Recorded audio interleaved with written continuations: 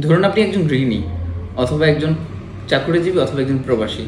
আপনার হাতে কিছু টাকা আছে, আপনি চাচ্ছেন টাকাটা সঞ্চয় করার জন্য অথবা জমা করার জন্য। এখন আপনি চিন্তা করছেন কোথায় টাকাটা জমা করবেন। আমি আপনাকে বলবো, টাকা জমানোর সবচেয়ে নিরাপদ মাধ্যম হচ্ছে ব্যাংক এবং বিশ্বস্ত মাধ্যম। এখন আপনার কাছে হয়তো প্রশ্ন আসতে পারে যে ব্যাংক তো অনেক ঝামেলা, অ্যাকাউন্ট ওপেন করতে অনেক ডকুমেন্ট লাগে।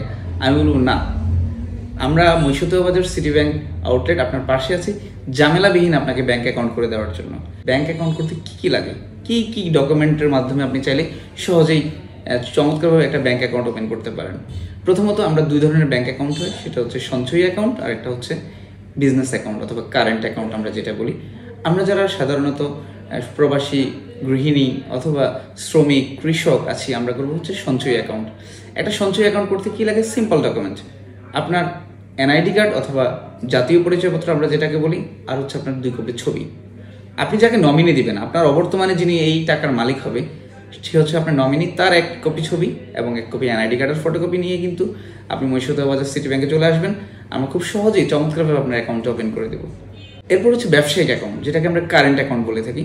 আপনি চাইলে এখানে কারেন্ট অ্যাকাউন্টটা ওপেন করতে পারবেন। সেক্ষেত্রে আপনার লাগবে হচ্ছে আপনার আইডি কার্ডের ফটোকপি লাগবে, আপনার ছবি লাগবে, আপনার নমিনির এনআইডি কার্ড লাগবে, নমিনির ছবি লাগবে, এবং আপনি যেই নামে ব্যবসার, যেই বিজনেসের নামে, যে ব্যবসার নামে আপনি অ্যাকাউন্টটা করতে যাচ্ছেন, ওই অ্যাকাউন্টের নামে একটা ব্যাংক সিল লাগবে, আর হচ্ছে আপনার দোকানের নামে, আপনার ব্যবসার নামে একটা ট্রেড লাইসেন্স লাগবে। এই ডকুমেন্টগুলো দিয়ে কিন্তু খুব সহজেই আপনি চমৎকারভাবে আপনি একটা ব্যবসায়িক অ্যাকাউন্ট করতে পারেন। আমি আপনাদেরকে বলবো, ঝামেলাবিহীন লেনদেনের জন্য আজই চলে আসুন মহিষুতবাজার সিটি ব্যাংক আউটলেটে। নিরাপদ ব্যাংকিং করুন, নিশ্চিন্তে থাকুন। ধন্যবাদ সবাইকে। আসসালামু আলাইকুম।